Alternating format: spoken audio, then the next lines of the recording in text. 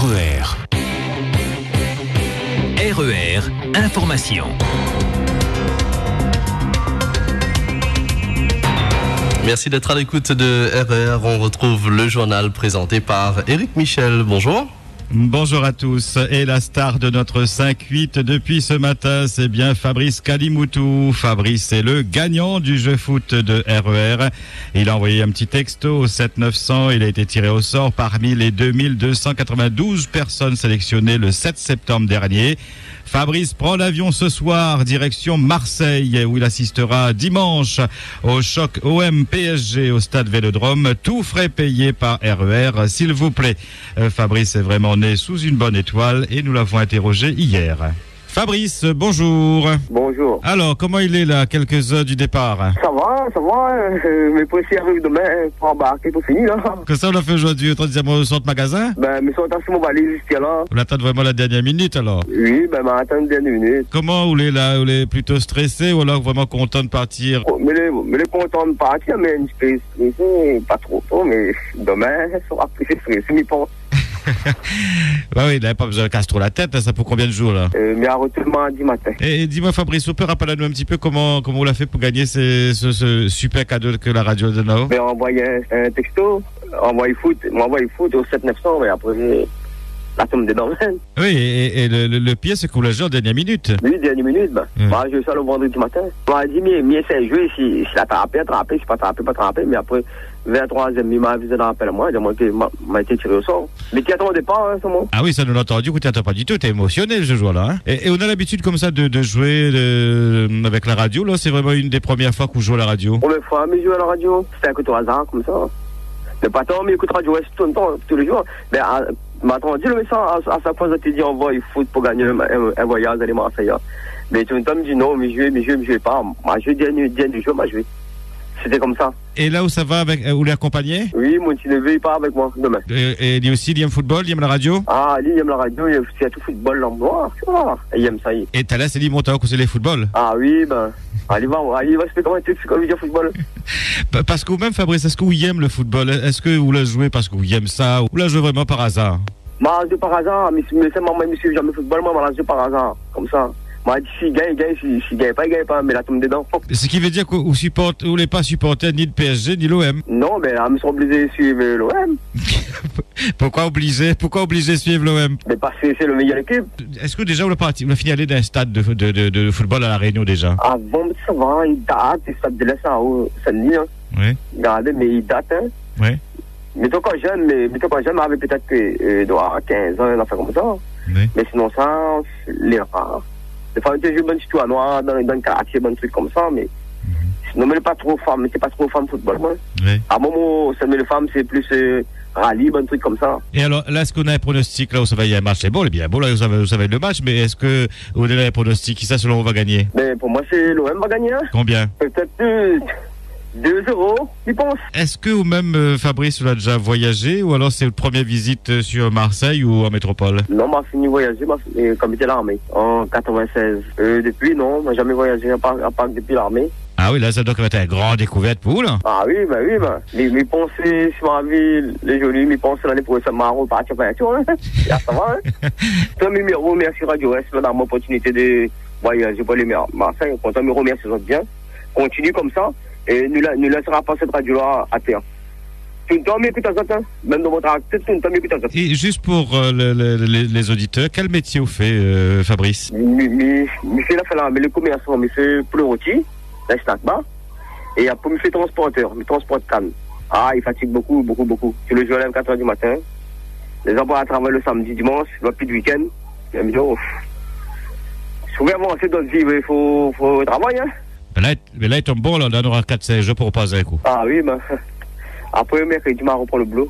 Fabrice, merci beaucoup et bon voyage. Voilà donc un homme heureux qui, grâce à la radio, prend quelques jours de congé bien mérités.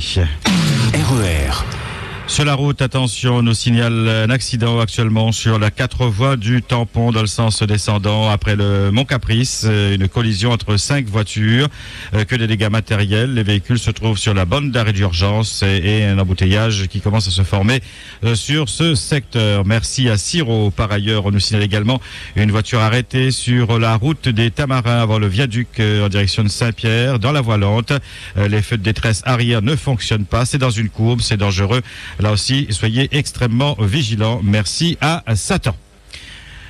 Coup de chaud hier soir au Chaudron, une bande de jeunes cagoulés a semé la panique dans le quartier. Les individus se sont attaqués à la station-service, emportant divers articles avant de se diriger vers le Quick, mais le magasin a eu le temps de baisser rideau. La bande s'est ensuite volatilisée. Les policiers ont ouvert une enquête. Aux assises, depuis hier, comparaissent Lolita Cerveau et Johnny Lafaste. Et ils sont accusés du meurtre de Jean-Guichard Torrent en janvier 2011 sur la plage de Trou-d'Eau à la Saline. Des faits qui se sont déroulés lors d'un pique-nique en soirée où l'alcool coulait à flot. Après plusieurs disputes, la victime a été poursuivie jusqu'en bord de mer avant que Johnny Lafaste lui maintienne la tête sous l'eau jusqu'à la noyade. Lolita Cerveau aurait, elle, distribué des coups de pied à Jean-Guichard, déjà inconscient. Le verdict tombera en fin de journée. Le jeune homme soupçonné d'avoir tiré sur 5 passants lundi devant le collège de l'Oasis au port, les blessant légèrement, a été mis en examen hier pour violence avec arme. Après son passage dans le bureau du juge, il a été placé en détention provisoire. Le conducteur d'un camion poubelle a eu les 2 pieds écrasés par son véhicule hier à Bras-Creux au Tampon. Il était en train de collecter lui-même les ordures lorsque le frein à main du camion a lâché, dévalant une pente et finir sa course contre un arbre à quelques mètres seulement d'une maison. C'est en voulant arrêter le camion que le chauffeur s'est retrouvé les 2 pieds coincés sous le véhicule. Pris en charge par les pompiers, il a été évacué sur le groupe hospitalier Sud-Réunion de Saint-Pierre pour double fracture au pied. Incident en début de semaine au collège Joseph Bédia à Saint-André. N'ayant pas supporté des remarques des enseignants sur son travail, un élève s'est armé de galets et a menacé professeurs et élèves. Il a pu être maîtrisé par les surveillants avant qu'il ne passe à l'action. Il s'expliquera bientôt en commission de discipline. RER. Le procès de Cyril-Émile Carrot sur Gilles Fontaine renvoyé au 15 novembre. La cour d'appel devait examiner hier le pourvoi de l'ancien maire de Saint-Louis dans l'affaire de la vente de terrains fictifs. En première instance, Cyril-Émile Carrot a été condamné à 2 ans de prison avec sursis, 40 000 € d'amende et 5 ans d'inéligibilité. Sur Gilles Fontaine, elle, de son côté, a écopé de 40 000 € d'amende et de 2 ans de prison, dont 6 mois ferme. Mais hier, sur Gilles Fontaine s'est déclarée souffrante. Les réactions des avocats Michel Lagourgue pour Cyril-Émile Carrot et Georges-André Waro pour Surgine Fontaine. Nous souhaitions plaider ce dossier, d'ailleurs j'étais prêt, mon client aussi, mais nous avons appris vendredi que Mme Fontaine avait fait une demande de renvoi qu'elle a fondée sur des pièces justificatives médicales. Et nous avons simplement demandé à la Cour que pour le cas où elle ne serait pas présente, effectivement il fallait qu'il y ait un renvoi, que l'affaire ne soit pas retenue en son absence, puisqu'elle est la principale accusatrice de M. Carrot dans le dossier. Mais elle aurait été présente aujourd'hui, nous étions prêts à répondre à la Cour. Et elle a produit directement des documents médicaux justifiant d'un AIT qu'elle aurait eu et surtout de son impossibilité absolue à être aujourd'hui présente. La Cour a à un certain moment envisagé de retenir l'affaire. Moi, je me suis, au moment que la loi me permet, demandé à ce que cette affaire soit renvoyée parce que nous ne sommes pas médecins et personne ne peut juger le secret médical. Donc l'affaire a été renvoyée au 15 novembre et une expertise a été confiée au Dr Kingston pour qu'il aille voir sur place si vraiment sa présence est impossible à la Cour. Auquel cas la Cour tirera les conséquences qu'elle voudra tirer, mais au moins ça assure de la réalité de son état. La nouvelle prison dans le sud ne verra pas le jour de sitôt. Sa construction a été écartée du projet de loi de finances 2013 et pourtant la vétusté du bâtiment est reconnue par tous. David Calogine, secrétaire général du syndicat de personnel pénitentiaire UFAP UNSA Justice. Écoutez, c'est une mauvaise nouvelle et pour la population pénale et pour les personnels qui y travaillent, dans la mesure où beaucoup de gens attendaient la construction d'un nouvel établissement pour pallier un peu à la vétusté des conditions actuelles de détention que les détenus peuvent connaître et aussi pour faire face aux conditions de travail de nos copains. Auprès de nos collègues, c'est la crainte et c'est cette incertitude qui va régner jusqu'à ce que la ministre ministre annonce enfin le remplacement de cet établissement, parce que la crainte, c'est la fermeture définitive de la maison d'arrêt de Saint-Pierre et le déplacement des personnels sur les 2 autres structures de l'île. Le ministre annonce, et les anciens gouvernements ont toujours annoncé que cet établissement ouvrira en 2017, mais plus qu'on va tarder à acter cet établissement et à donner le budget qui y correspond, eh ben, on va reculer dans le temps. Notre organisation, ça fait déjà 2 ans qu'on dit que effectivement cette prison ne verra jamais le jour en 2017 par des questions de timing et de budget. Là, ça nous donne raison et que 2017, c'est trop juste pour avoir un nouvel établissement dans le sud. Le tribunal administratif a donné raison à Patrick Le Breton. Le député maire de Saint-Joseph avait attaqué l'arrêté préfectoral du 21 décembre 2009 fixant la composition du CDAC, chargé d'examiner l'implantation d'un hypermarché Carrefour de 6000 m² de la ZAC Kanabadi, et qu'il avait écarté en tant que président du SCOT, le schéma de cohérence territoriale du Grand Sud. Le tribunal a condamné le préfet de l'époque, Pierre-Henri Machoni, à 1 200 € d'amende et a annulé son arrêté uniquement sur la composition de la CDAC, mais pas la décision de construire cette grande surface dans la ZAC Kanabadi, frappée par ailleurs de nombreux recours. RER. La grève se poursuit dans les laboratoires d'analyse médicale Biostral à Saint-Pierre. Les employés réclament 4% d'augmentation de salaire, mais pour l'heure, les négociations n'ont pas abouti. Le nouveau directeur de cabinet du préfet s'est présenté hier à la presse. Loïc Obled, originaire du Nord-Pas-de-Calais, n'a pas fait d'annonce retentissante, mais a indiqué surtout que la préfecture prépare un nouveau plan cyclone. Et il nous précise aussi son rôle auprès du préfet. On va rentrer dans la saison cyclonique et il y aura très prochainement un exercice de sécurité civile pour essayer de tester la chaîne de commandement et la façon dont les services peuvent réagir à la survenance d'un événement de ce type, le cyclone. Voilà, on est en train de revoir le plan cyclone pour se préparer au mieux à la survenance d'un événement si cela arrive. Alors le directeur de cabinet, c'est sous l'autorité du préfet la personne qui s'occupe d'ordre public, donc de la coordination pour la gestion des services qui s'occupent d'ordre public, donc notamment de police nationale et gendarmerie nationale. C'est aussi celui qui est en charge de la gestion de crise. Donc dès qu'une crise survient, il doit être à même de la gérer, de coordonner l'ensemble des services qui sont concernés, mais aussi de préparer la crise.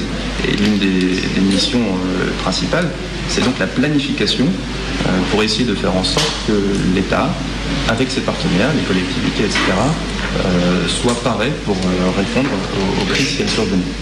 Et puis il y a une autre activité du directeur de cabinet, il est responsable de la communication. Loïc Obled, directeur de cabinet du préfet Jean-Luc Marx. Votre question d'actualité aujourd'hui, allez-vous au marché forain? Les prix sont-ils raisonnables? Est-ce la fraîcheur des produits qui vous attire? Vous préférez les marchés ou les grandes surfaces pour acheter vos fruits et légumes, entre autres?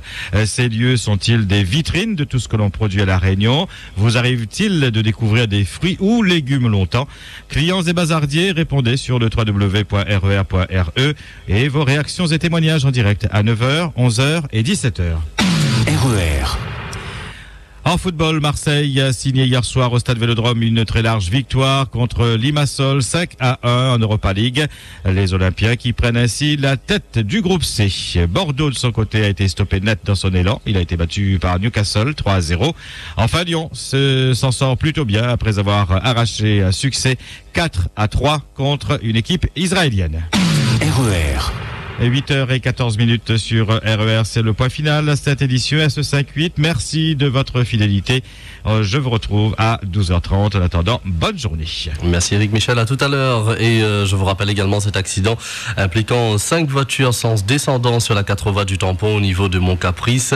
Les voitures sont sur la bande d'arrêt d'urgence, que des dégâts matériels et on note un embouteillage dans le secteur. Soyez prudents et n'hésitez pas à nous actualiser l'info au 06 92 39 16 16. Bonne route. RER, la radio qui vous transporte sur toute l'île.